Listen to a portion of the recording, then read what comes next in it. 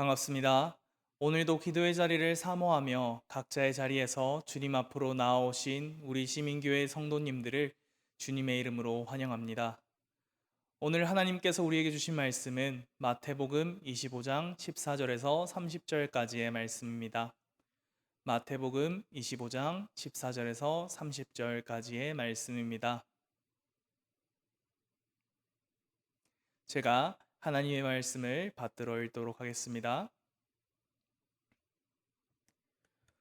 또 어떤 사람이 타국에 갈 때 그 종들을 불러 자기 소유를 맡김과 같으니 각각 그 재능대로 한 사람에게는 금 5달란트를, 한 사람에게는 2달란트를, 한 사람에게는 1달란트를 주고 떠났더니 5달란트 받은 자는 바로 가서 그것으로 장사하여 또 5달란트를 남기고 2달란트 받은 자도 그같이 하여 또 2달란트를 남겼으되 1달란트 받은 자는 가서 땅을 파고 그 주인의 돈을 감추어 두었더니 오랜 후에 그 종들의 주인이 돌아와 그들과 결산할세 5달란트 받았던 자는 5달란트를 더 가지고 와서 이르되 주인이여 내게 5달란트를 주셨는데 보소서 내가 또 5달란트를 남겼나이다.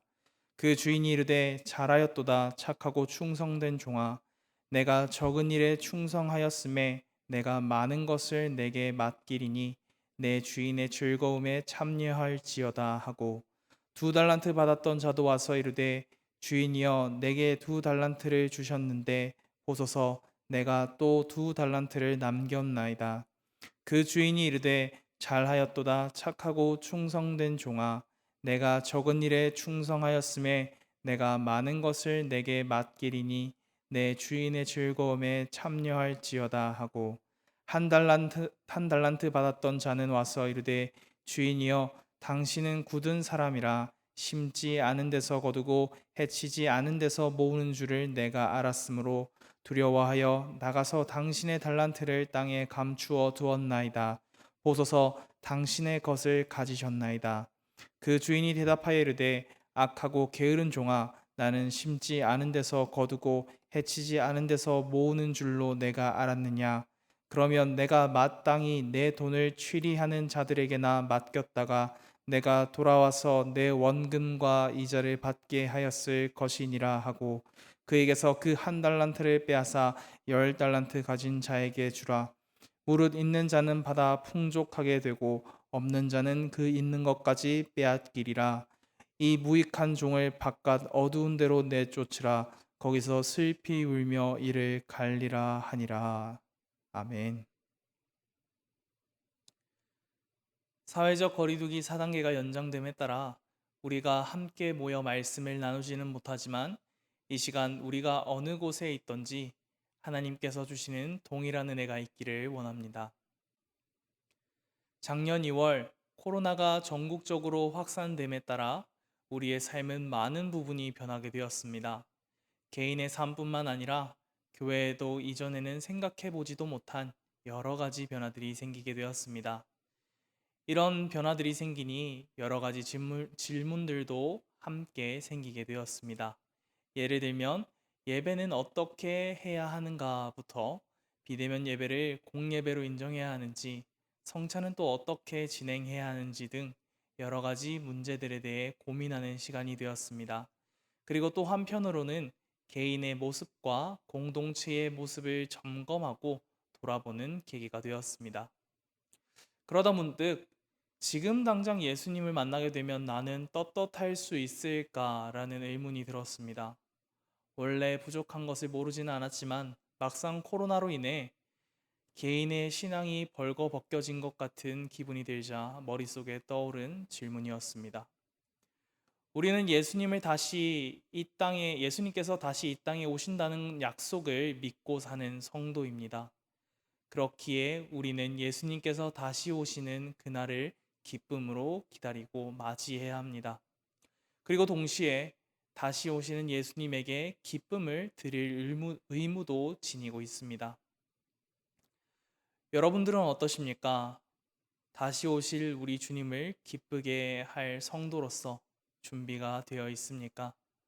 오늘 함께 나누는 말씀을 통하여 우리 주님을 기쁘시게 할 준비가 된 그런 성도의 모습을 발견해 나가는 그런 시간이 되기를 원합니다. 여러분들도 잘 알고 계시다시피 복음서는 예수님의 생애를 기록하고 있습니다. 하지만 완벽하게 그 내용들이 일치하지는 않는데요. 어떤 성경에는 기록된 이야기가 있는가 하면 또 어떤 성경에는 그 내용이 기록되어 있지 않기도 합니다. 또 어떤 내용은 비슷하게 기록되어 있기도 합니다.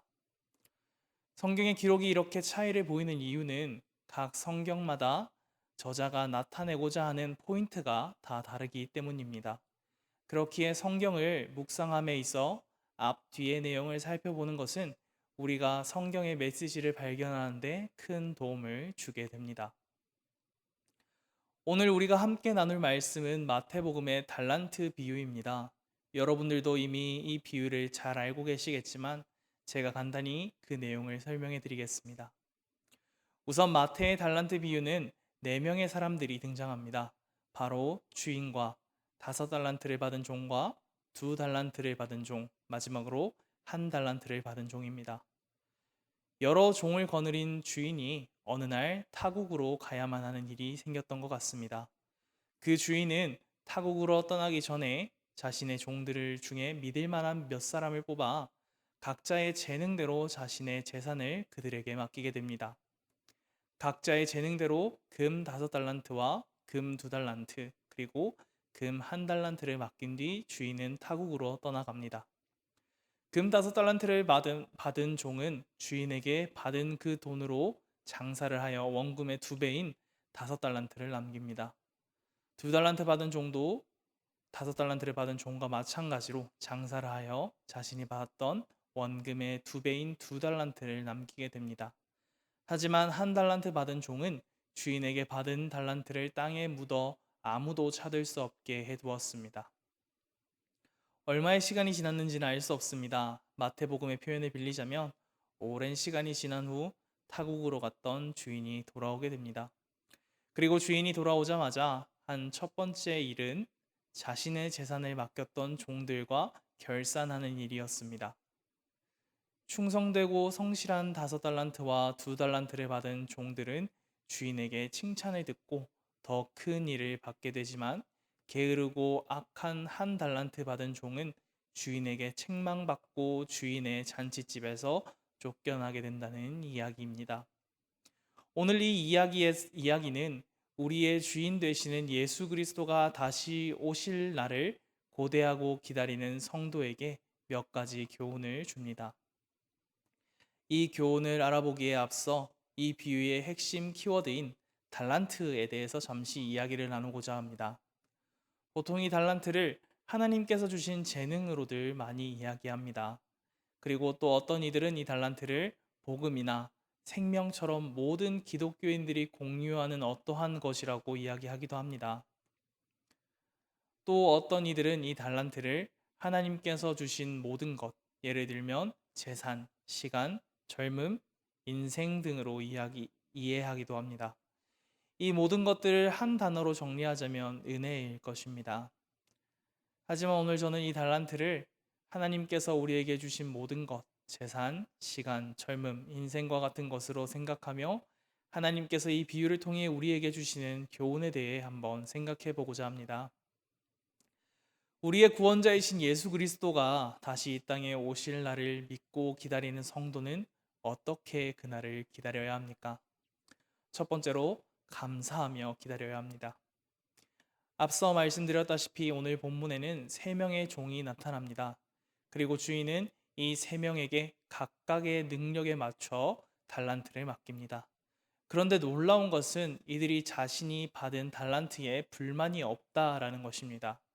성경은 5달란트를 받은 종과 2달란트를 받은 종이 주인에게 그것을 받자마자 곧바로 나가서 장사를 시작하였다라고 말하는 것을 볼 수 있습니다. 그리고 1달란트 받은 종도 자신이 받은 달란트에 대해 불평하고 있지 않습니다. 대신 그는 그 달란트를 땅에 묻어두는 것을 우리는 볼 수 있습니다. 사실 이 종이 달란트를 땅에 묻어둔 것은 자신이 받은 달란트가 다른 이들보다 적어서 주인에게 대한 반항심이나 불평을 표현하기 위해 묻어둔 것은 아닙니다. 예수님께서 이 비유로 제자들에게 말씀을 전하실 때는 은행이 존재는 했으나 그만큼 신뢰가 있었던 것은 아니었던 것 같습니다. 고대 시대에는 어느 정도 주의 깊게 표시만 해둔다면 땅속에 자신의 귀중한 것을 숨기는 것이 가장 안전하다고 생각했기 때문입니다. 예를 들면 여러분들도 잘 아시는 마태복음 13장에 예수님께서 말씀하신 밭에 감추인 보화라는 비유가 있습니다.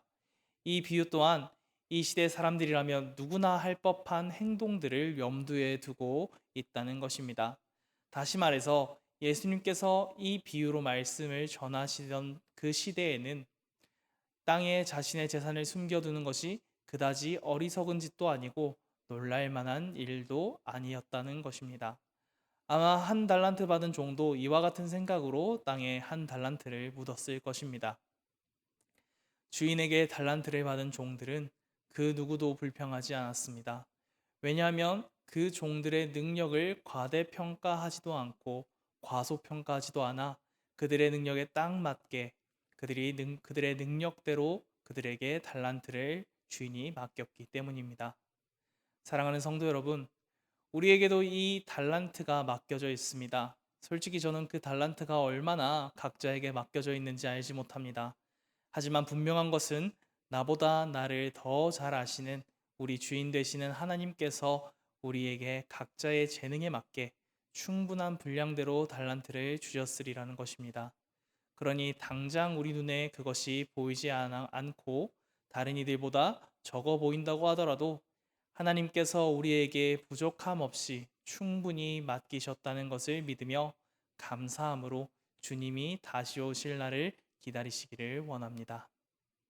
두 번째로 우리는 그리스도가 다시 이 땅에 오실 때까지 투자하며 기다려야 합니다. 다시 말해서 하나님께서 우리에게 주신 달란트를 아끼고 아끼는 것이 아니라 온 힘을 다해 사용하라는 것입니다. 오늘 본문에서 주인은 종들에게 달란트를 주며 별다른 요구를 하지 않습니다. 하지만 오늘 본문과 같은 비유를 다루는 평행 본문인 누가복음 19장에는 주인의 의도가 분명하게 드러나고 있습니다. 누가복음 19장 13절 말씀을 제가 읽어 드리도록 하겠습니다. 그 종 열을 불러 은화 열 문화를 주며 이르되 내가 돌아올 때까지 장사하라 하니라.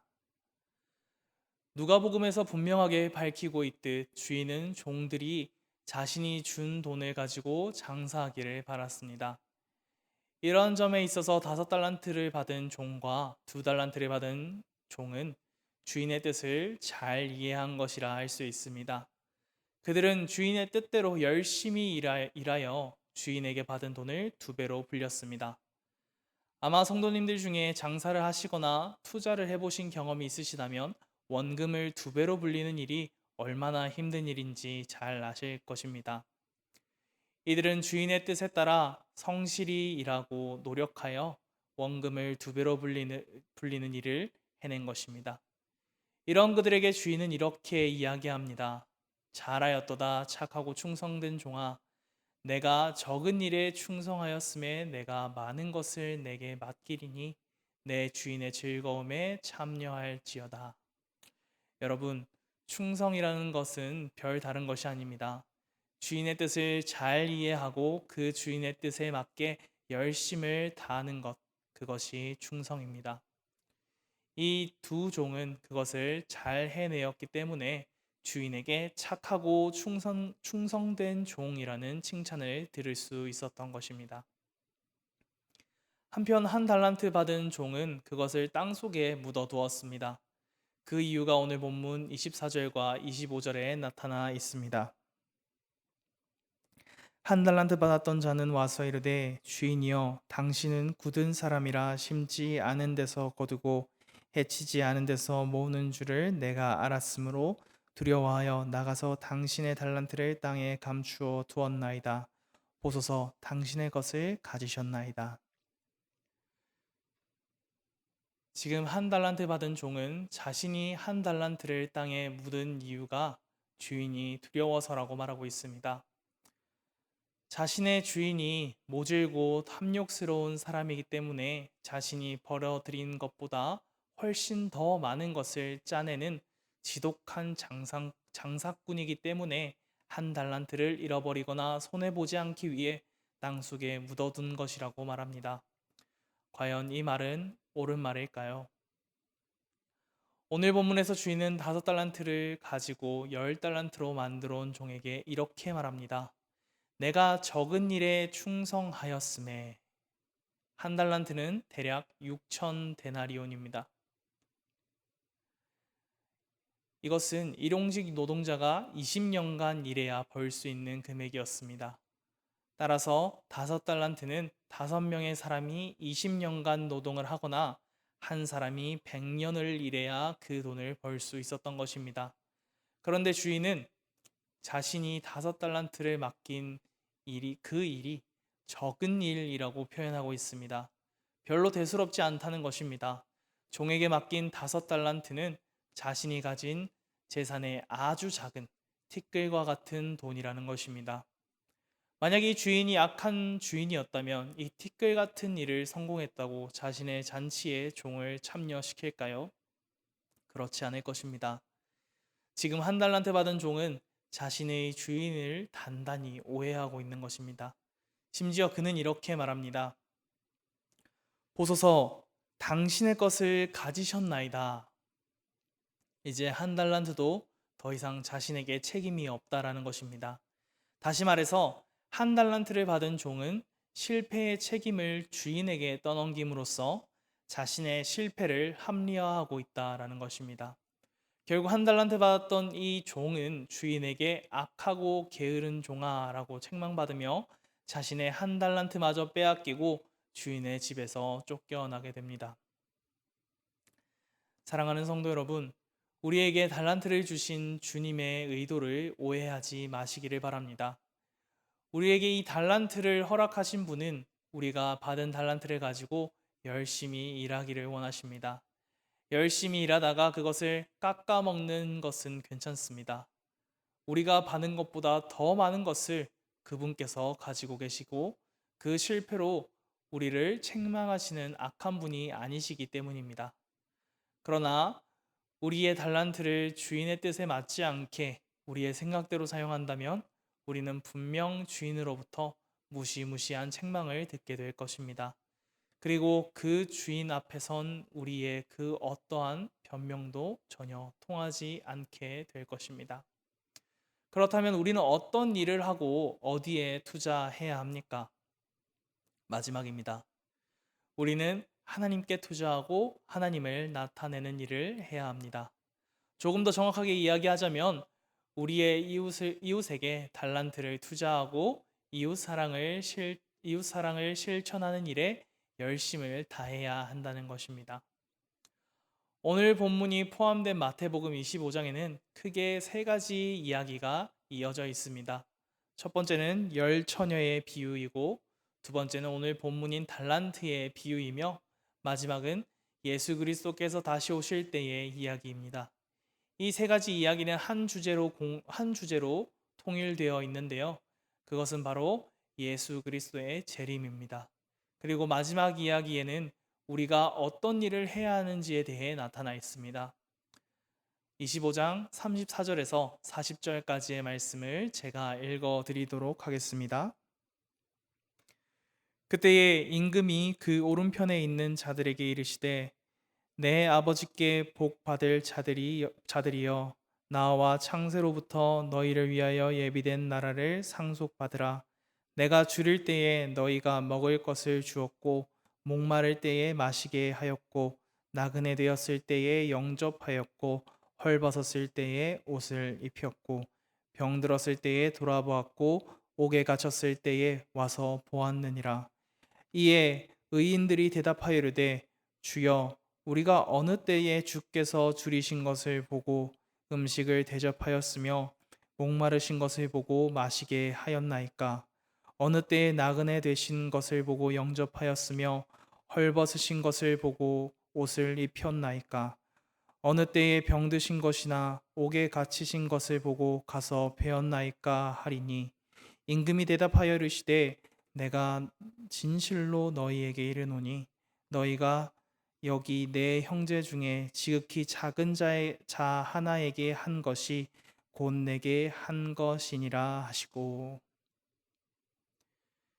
이 말씀을 통해 우리는 하나님께서 우리에게 원하시는 일이 단순히 교회에 나와 섬기고 자신의 재능을 개발하라는 것이 아님을 알 수 있습니다.